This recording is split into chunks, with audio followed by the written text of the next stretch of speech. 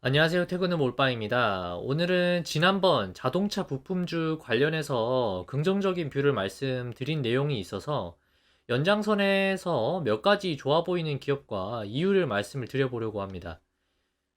신문을 좀 보시는 분들은 이미 기사상으로 여러 번 접해 보셨으리라 생각이 드는데, 최근에 현대기아차가 해외 시장에서 꽤나 선전하고 있는 상황을 보이고 있습니다. 특히나 미국과 인도 시장에서 말이죠. 현대차와 기아차는 주로 격전을 펼치고 있는 국가별로 점유율을 얼마나 차지하고 있는지를 한번 살펴보시면, 인도의 경우에는 압도적으로 20% 가까운 점유율을 보이고 있습니다. 규모로만 따지면 인도는 중국, 미국, 일본 다음으로 네 번째로 자동차 시장 규모가 큰 국가입니다. 미국 시장에서는 말할 것도 없습니다. 지금부터 보여드리는 데이터들을 한번 보시면 미국에서 얼마나 현대기아차가 높은 인기를 끌고 있는지 한눈에 파악이 되실 겁니다.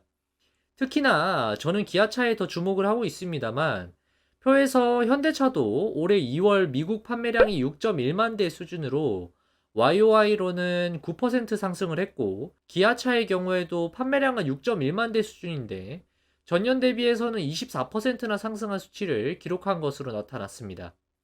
개인적으로도 최근에 기아차 출시되는 차들의 디자인을 한번 보면 상당히 매력적이라는 생각이 들고 있었는데, 숫자로도 해외 시장에서 인정받고 있는 모습이 나타나고 있습니다. 그 밖에도 미국 시장은 특성상 자동차를 팔기 위해서는 인센티브를 지급할 수 있도록 규제가 되어 있는데, 자동차가 안 팔리는 제품인 경우에는 인센티브를 많이 지급해야 되고, 또 반대로 잘 팔리게 되면 인센티브를 지급할 이유가 없게 되니까 인센티브가 낮아지는 셈입니다. 이 표를 한번 보시면 업계 평균 대비해서도 현대와 기아차는 현저하게 낮은 인센티브를 지급을 하고 있고, 전월 대비 기준으로는 기아차는 인센티브가 여전히 줄어들고 있는 추세에 있고, 현대차도 미국에서 상위를 다투는 GM이나 포드와 같은 브랜드와 비교를 했을 때 높은 인지도를 보이고 있다는 것을 확인을 할 수가 있습니다. 다음으로 인도를 살펴보시면 현대차와 기아차 합산 기준으로 3위의 점유율을 차지하고 있는데, 1위는 마루티, 2위는 타타이고 3위가 현대차 그룹이라고 보시면 되겠습니다.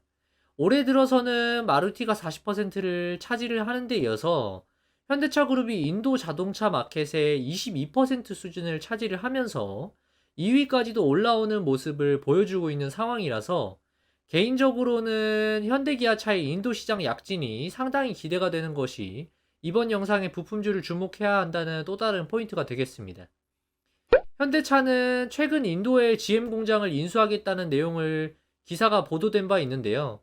현대차는 또 인도에 이미 공장을 두 개나 가지고 있고 합쳐서 총 76만 대 수준의 생산량을 보유하고 있다라고 알려져 있습니다.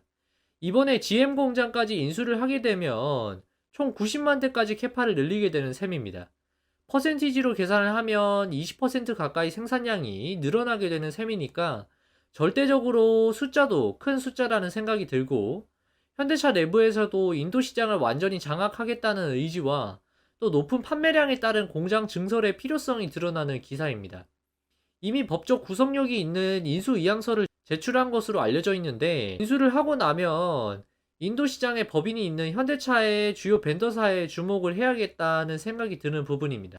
현대차에 이어서 기아차는 과거에 라인 증설에 들어가면서 생산량을 늘린 것으로 알려져 있습니다. 22년 기준으로는 40만 대 생산량을 갖추고 있고, 최근 50만 대까지 증축 없이 라인만 늘려서 가능한 것으로 시장에서 확인이 되고 있습니다. 인도에서 전기자동차 생산이 꽤나 높은 비중으로 이뤄지고 있는 것으로 지레 짐작이 됩니다. 자동차 시장은 결국 국가의 소비자들이 수준이 얼마나 여력이 되는지가 시장을 결정하는 필수제 성격의 시장이라고 볼 수 있는데요. 물론 고가의 모델의 경우에는 필수제로 보기에는 어려움이 있겠지만 말이죠. 과거에 중국이 1인당 GDP가 2,700달러 수준에서 3,000달러 수준으로 급격한 증가가 나타난 구간에서 자동차 시장이 폭발적인 성장을 보여줬었습니다. 인도는 올해가 1인당 GDP가 2,700불 수준으로 전망이 되고 있는데, 과거에 중국이 경험한 자동차 시장의 폭발적인 성장을 기대를 해볼 수가 있겠습니다.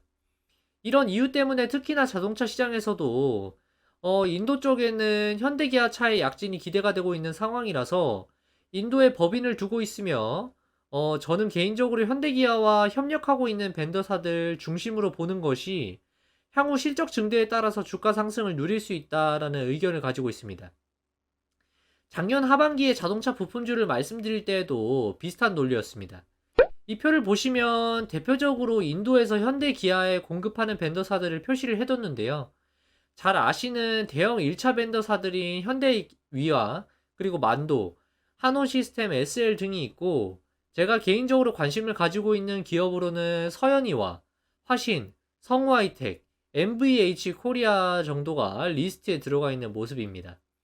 제가 다트에서 22년 말 기준 사업 보고서를 바탕으로 각 기업들이 국가별로 제품 매출 비중이 어느 정도 되는지를 표를 한번 만들어 봤더니, 방금 말씀드렸던 4개 기업은 전부 미국 비중은 상당히 높고 인도양 매출 비중도 꽤나 높다라는 것을 확인을 할 수 있었습니다. 그 중에서도 성우하이텍과 화신의 경우에는 전기차에서도 매출을 발생시키기 위해서 배터리 케이스와 배터리 모듈을 현대기아로 공급하는 것으로 드러나 있습니다.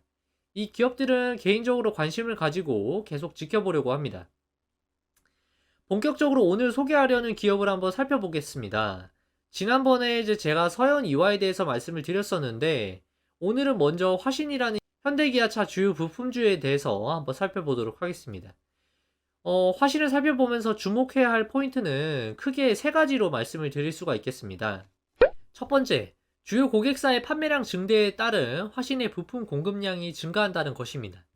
두 번째는 자동차가 EV 시대로 넘어감에 따라서 차량 경량화가 중요해져서 부품들의 단가가 높아진다라는 것입니다.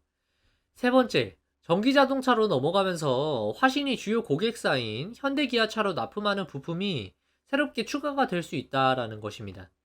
이 세 가지만 딱 들었을 때는 너무 상황이 좋습니다. 보통은 기업의 실적을 전망을 할 때 P와 Q를 곱해서 계산을 하는데, 둘 중 하나만 좋아져도 실적 증대에 대한 기대감이 있다고 볼 수 있는데, 지금의 화신은 P와 Q가 둘 다 좋아지고 있는 상황이라고 보시면 되겠습니다. 자세히 한번 살펴보기로 하겠습니다. 화신의 주요 제품들을 먼저 보시면 샤시나 바디 제품을 현대 기아로 공급을 하고 있는데요. 최근 사업보고에서 숫자를 한번 보시면 매출의 10% 이상 차지하는 제품류는 멤버류, 암류, 모듈류 정도가 있겠습니다. 어떤 제품들인지 이렇게 이름만 들어서는 감이 안 오실 수도 있는데, 이렇게 모양들을 사진으로 한번 보시면 이런 형태의 부품들이 현대기아차로 공급이 되고 있고, 이 제품들은 전기차에 특화된 제품은 아니고 기존의 내연기관차에서도 사용이 되고 있는 부품들입니다. 그런데 이제 현대기아차와 함께 동고동락한 세월이 있기 때문에 현대차 그룹의 입장에서는 굳이 벤더사를 교체할 이유도 없거니와, 미국과 인도에서 매출을 확대할 때에도 이들이 이제 현지 거점에서 공장을 이미 보유하고 있기 때문에 물량을 좀 더 납품받을 것으로 사전에 계약을 해놓으면 그런 부분들을 감안을 해서 화신에서도 미리 공장을 선제적으로 생산량을 늘리기 위한 준비를 하게 됩니다. 표에서 보시다시피 미국과 인도의 법인이 이미 별도로 있고, 이들은 화신의 100% 자회사이기 때문에 실적이 고스란히 화신의 연결 실적으로 반영이 되게 됩니다. 뿐만 아니라 화신이 만드는 신제품인 배터리 케이스는 기아차의 신제품에 탑재가 될 것으로 추측이 되고 있는데, 이 배터리 케이스는 단순히 철제 구조로 배터리를 담는 역할만 하는 것이 아닙니다. 온도에 대한 내성도 있어야 하고, 침수나 충돌에 의한 파손이 있을 경우에는 배터리 화재로 이어질 수 있기 때문에 안전성에 대한 검증을 모두 테스트를 한 뒤에 공급업체가 인증을 해줘야 비로소 공급을 할 수 있게 되는 것이죠. 최근 화신에서 공시한 내용을 보시면 약 380억 규모의 신규 공장을 영천에다가 세우는 것을 담은 내용이 있는데, 이는 전기차에 들어가는 배터리 케이스를 양산하기 위한 라인인 것으로 확인을 했습니다. 이 정도 대규모 투자라면 고객사 물량 확보 없이는 어렵다라고 봐야 하고, 사실상은 기아차로 납품되는 것이 확정이 되어 있다라는 생각이 듭니다. 2021년도 영업이익을 보시면 적게는 이제 20억 수준에서 많이 나왔을 때는 100억까지도 영업이익이 나왔었고, 2022년도의 수준을 봤을 때는 적게는 이제 100억 수준에서 많게 나온 분기에는 300억 수준의 영업이익을 기록을 했습니다. 작년에 흑자 전환한 뒤로 어마어마한 실적 개선을 보여주고 있는데요. 작년 영업이익 수준이 270억 수준을 기록을 했는데 올해는 2022년 말 기준으로는 무려 870억 수준의 영업이익을 기록을 한 셈입니다. 물론 마진율도 더 올라가면서 이익 개선도 나타나고 있는 모습이 보입니다. 판관비의 그래프도 한번 보시면 판관비의 경우에는 금액적으로는 고정이 되어 있는데 매출이 증가하니까 자연스럽게 마진율이 증가를 하면서 고정비 레버리지 효과가 나타나고 있는 것으로 보입니다.